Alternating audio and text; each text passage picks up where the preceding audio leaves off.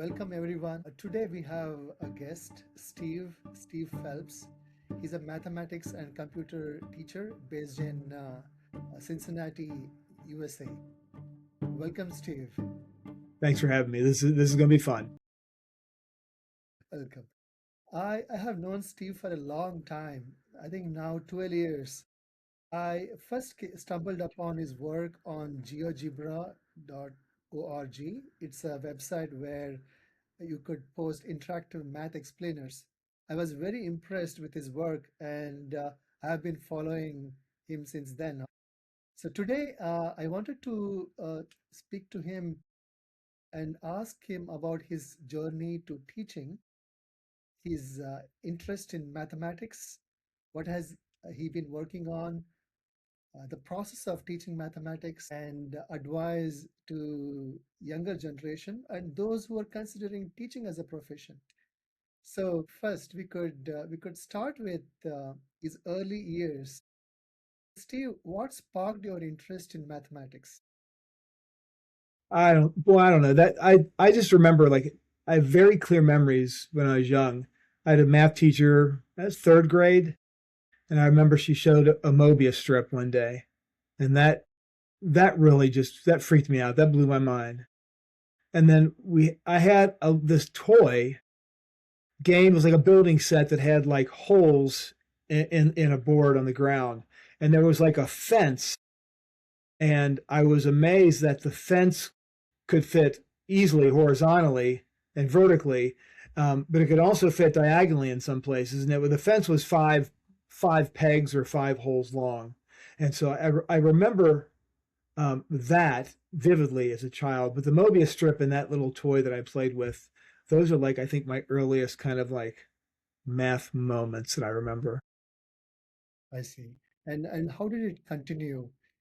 So did you did you come across something else? Did your teacher motivate you? So what continued your interest? Well, I think math. I don't know if it always came easy to me, but it seemed like it did. But I had yeah, I was lucky. I had really good teachers uh, all through my schooling, and I had really impactful people around me um, at like every stage. Like what as I was in school, I was in college, as I became a teacher, as I worked through the profession. I had just influential people that helped me, but gave me good advice, but um, taught me math and how to be a mathematician. And I think those were some of them kind of fell into my lap, and some of them I I looked for. Todd Edwards. I reached out to Todd, but Don Parker was an instructor, and he was my abstract algebra instructor, and that was probably one of the better teachers I've ever had in my life. I've had the fortune to be associated with some really good people that had a big impact on my math and on my teaching and on my life. I see. Now, math is considered to be an abstract topic, right? Because the teaching medium, if it doesn't relate to anything real in real world, student gets confused. It gets very abstract. Student is always wondering, where will I ever use it? So was there anything different in the teaching style that kept you motivated? And their teaching style, I I thought that I thought that applications were cool, but that was not my motivation. I loved wrestling with the ideas in my head. I loved thinking about what if types of scenarios. And it was kind of like a bonus that maybe there was a real world application. So I myself was never really motivated by the real worldness of math, but more about the ideas of math. I see. And how was the support system like?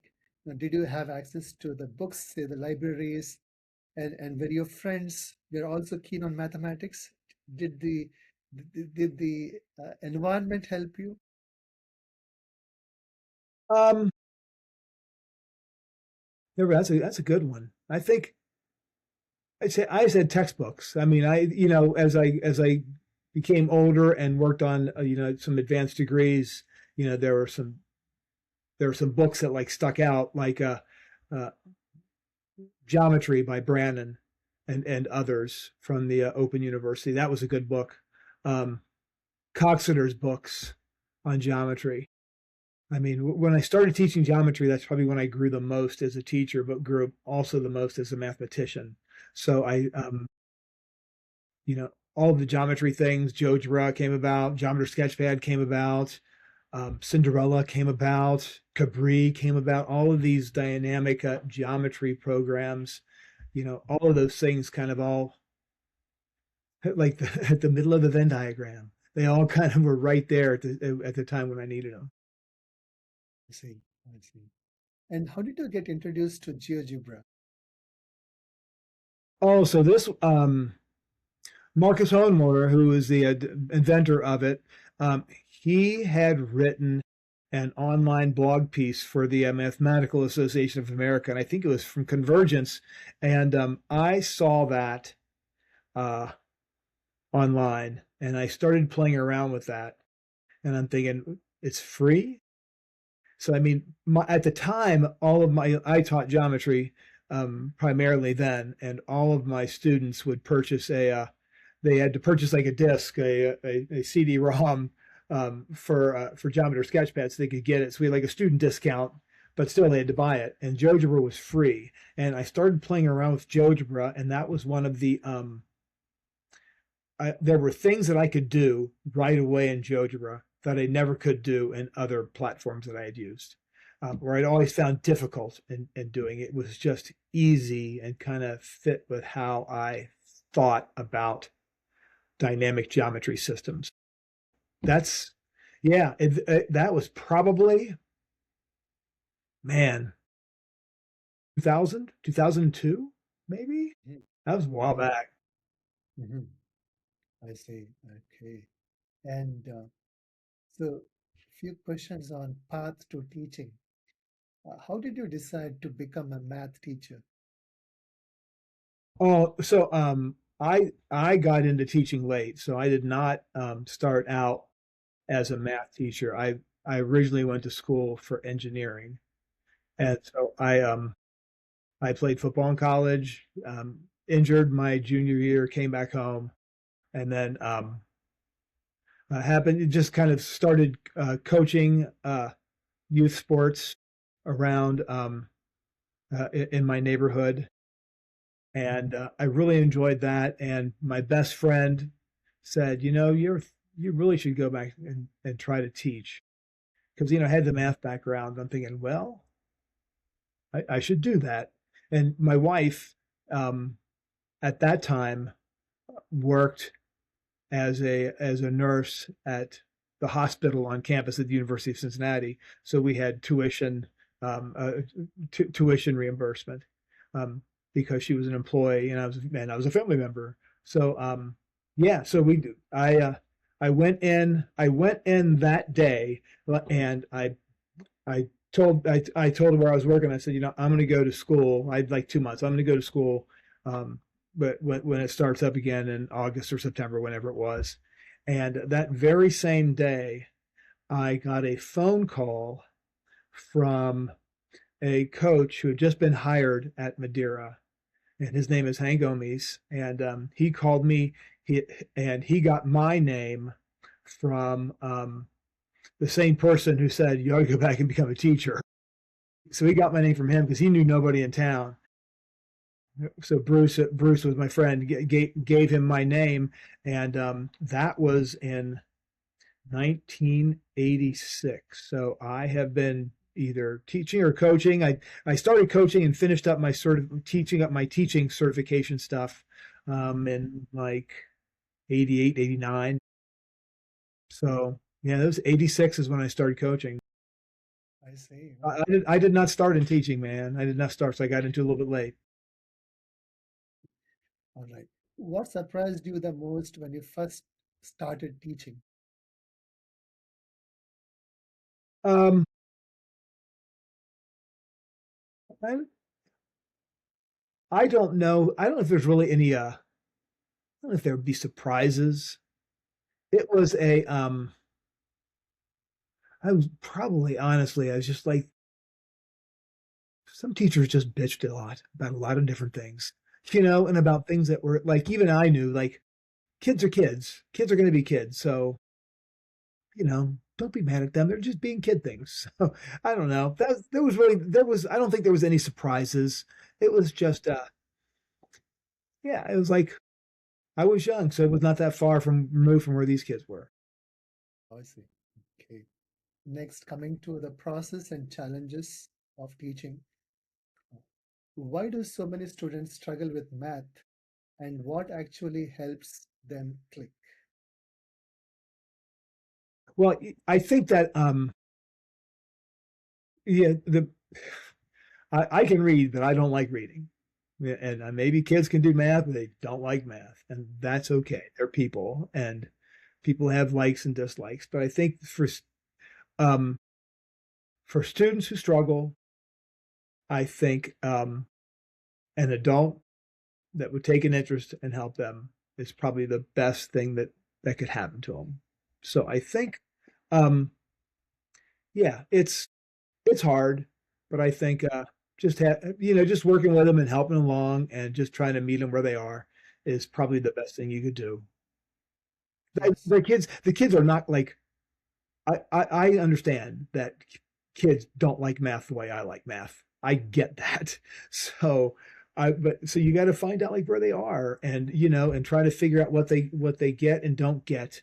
And because if they probably just have a big problem in explaining what it is they don't know.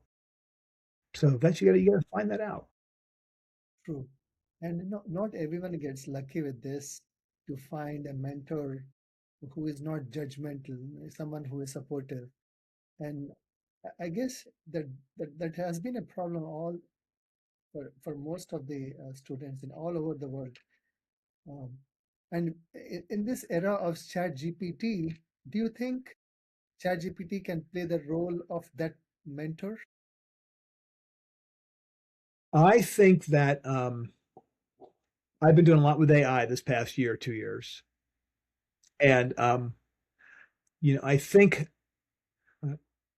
my tool for trying I'm trying to get kids to use Notebook LM because I can upload um, it's so just a little easier setup. I can upload the documents I want my students to just have reference to, and but you need to show them how to use it. So even it doesn't matter if it's ChatGPT or Notebook LM.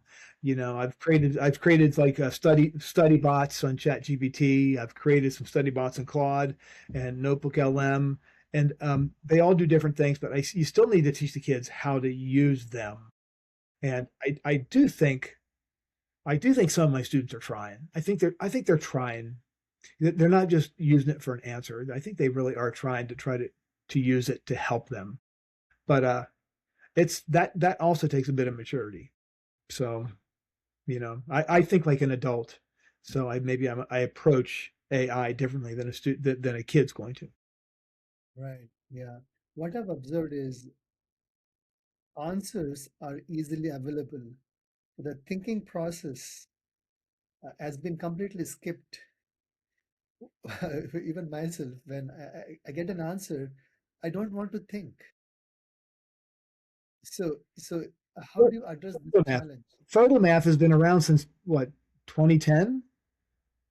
So we've been dealing with as math folks, we've been dealing with the Chat GPT problem for 15 years. So in one respect, language arts teachers, social studies teachers, been there, done that. But computer algebra systems have been around and available on calculators and things since the 80s. So I think that these are it's not new. It's just different and maybe a little more powerful. But for math teachers, we've had these problems. So it's just like in a different format in my mind. Mm. And to understand math, we need to persist, and our knowledge is added incrementally, right? It's not all of a sudden that we understand math. So you have to plant the seed and let it grow, water it over time, and then you see that the plant has survived. But I guess in this age of instant answers, maybe they're not cultivating those habits to keep at it. Yes, So, right? I agree with that. Uh, I agree with that. and question on what's harder, teaching the math itself or convincing students they can learn it? Well, I think um, they kind of go like the two sides of the same coin. I think if you can teach the math well, then that will convince the students that they can learn it because they will learn it because you're teaching it well. So I think that's kind of how I look at that. I think that yeah, it's there's nothing there's no magic behind good teaching. Good teaching is hard, and you just got to work at it, and you've got to break break topics down in little pieces, and you know keep reviewing, keep giving kids a chance to practice, keep giving kids a chance to apply. Yeah, it's just good teaching, good math teaching will convince kids that they can learn. I read a quote somewhere. To be a good teacher, one needs to be a good student first. Yeah, okay. Well, some quotes are wrong. So I think that yeah, that I was so I was really lucky. So Jenny, my wife, is we started going out when we were in 10th grade, and I was I did not work very hard as a student back in high school, and I one quarter Jenny worked very hard. She'd worked very hard in school, and I did not have to work hard in school. In one quarter, I go, I'll work hard. I'll do my homework every day. I'll turn my stuff in, and at the end of the quarter, I had all A's, and I just go, it it wasn't worth. I could have gotten all B's and done nothing. So, and that's all. So, I think of I'm sure I like teaching. I may not be the best teacher in some kids' eyes, but I certainly probably wasn't the best student. Question on teaching and learning today. We touched upon GeoGebra and ChatGPT. Um, what else has changed in teaching mathematics? What has changed in the last 10 years or so? I'm thinking that yeah, I mean, technology is not that big. I know there's a um, thinking classroom stuff. I'm not a big thinking classroom person. I know that's like the big thing now. Um, you've got like the science, that kind of goes along with the science of reading. There's the science of math. Um, I think that probably the biggest thing in where I teach is most there's a lot of really, really good free resources that I think it's probably more of like a movement away from textbooks. Is probably the biggest thing I've noticed maybe in the last 10 years or so. I remember growing up, like early in my career, we always had textbooks and we had textbook renewal. Every 6, 7 years, you can get textbook renewal. And then we went like away from that to kind of like digital textbooks where kids, would buy, we would purchase a kind of like an access key every year, and they were priced in such a way so that they would last for about 7 years. And then, but now there are just so many good free resources that are out there. So it's almost like the death of the textbook in some ways. Mhm, mhm. But I think that might be the biggest change. I see. I agree with that. Yeah, so many free resources. I don't think it's bad. I don't think it's bad. But again, now you have the problem of kind of like vetting all the resources. So you got to make sure you have good resources that are coming from respectable folks. Okay, coming to the next section, is for students and parents. What should a student do if they are struggling with uh, mathematics but too embarrassed to ask for help? Send an email, or yeah, just somehow you've got to like do something, either talk to a counselor, yeah, but somehow you at least that you don't need to admit you don't understand something, but just if you just ask a question about something if you can, that'd be the thing. Or reach out to your counselor and kind of work through your counselor, your school, and let them um kind of broker a deal, so to speak. They should be self-motivated enough to figure it out, but that's the hard process. Sometimes it might work. So I feel that when someone doesn't understand the basics, they hesitate to ask, and that increases in severity. Weak foundation leads to bigger problems later. So I guess very very early, I think they need to understand. Maybe the teacher or maybe the system should make it easy for the student to understand the fundamental at least, or maybe set up an environment where they can, without hesitation, express that they didn't understand. I try to I've got a nice little Claude bot that does this for me too.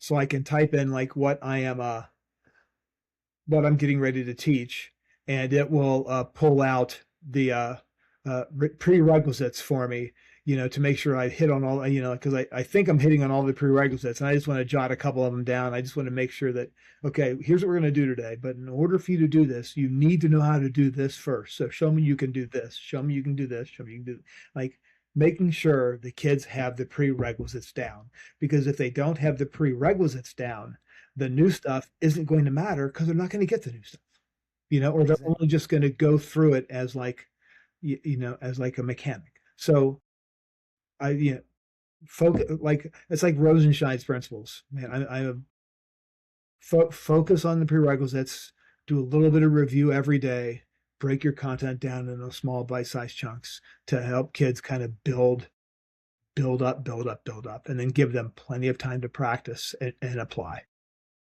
Mhm.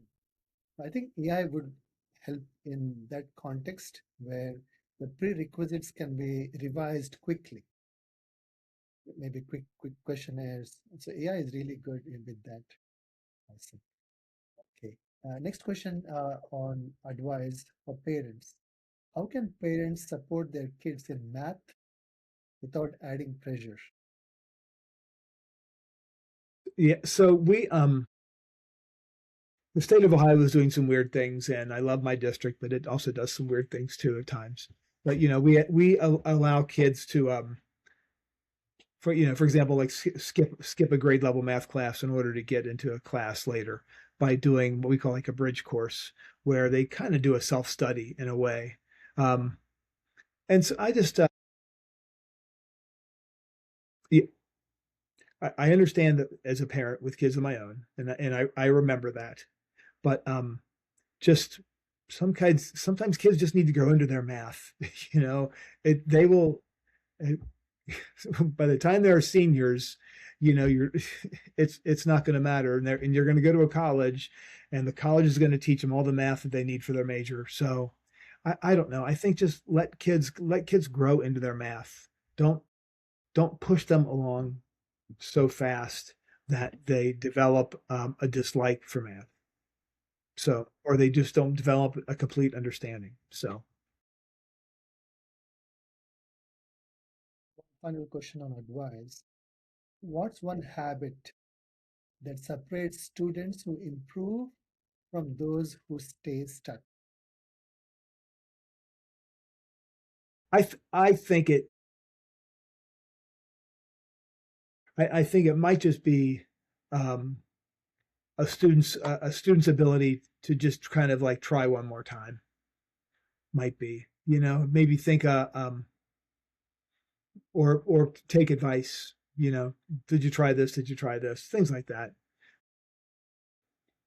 Yeah, I don't think that difference is very big. I think in some scenarios, some kids are one, some kids are the other, and then later on they'll swap. So I think that difference between those two kinds of kids are really very small.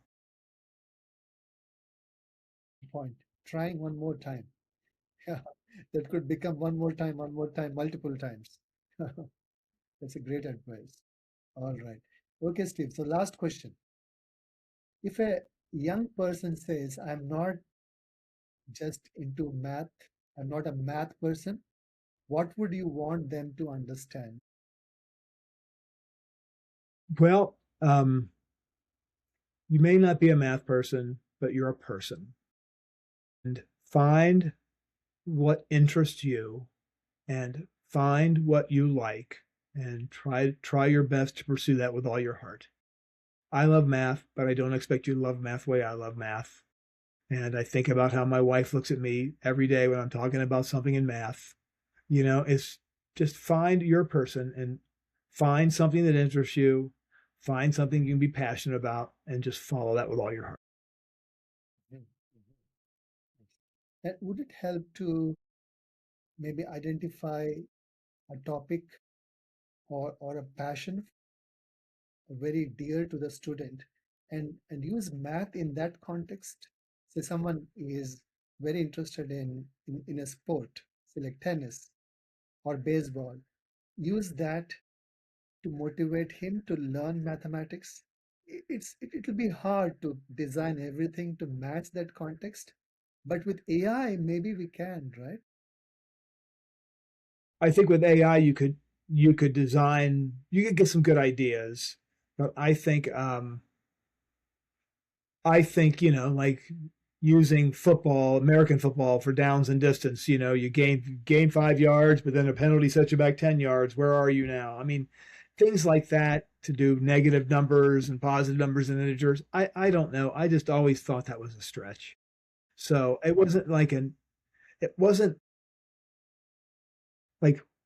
math fits into things naturally, but so you just got to, but sometimes you have to be patient for those those times where math just naturally fits in instead of trying to force it into something where it's just not there.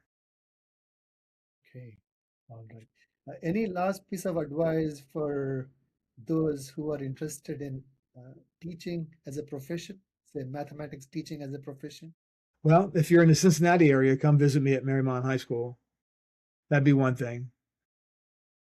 No, it is a really good profession. You know, unfortunately, there's some knuckleheads at the state level and national level and things like that who are trying to mess it up. But it's a good profession. I have no regrets becoming a teacher, and I have had a really good career. I'm like in the twilight of my career. I did retire last year and was rehired as a teacher. I'm hoping they'll let me do this for like another dozen years. I love what I'm doing. I love where I'm teaching. I love the content I'm teaching. So I hope that yeah, it's a great it, it's a great thing to do, and you'll be happy you did it. Awesome, awesome. Thank you very much, Steve. Thank you very much for making time to speak with us. I think this is cool, man. I'm glad I got to do this, and thanks everyone. Thank you.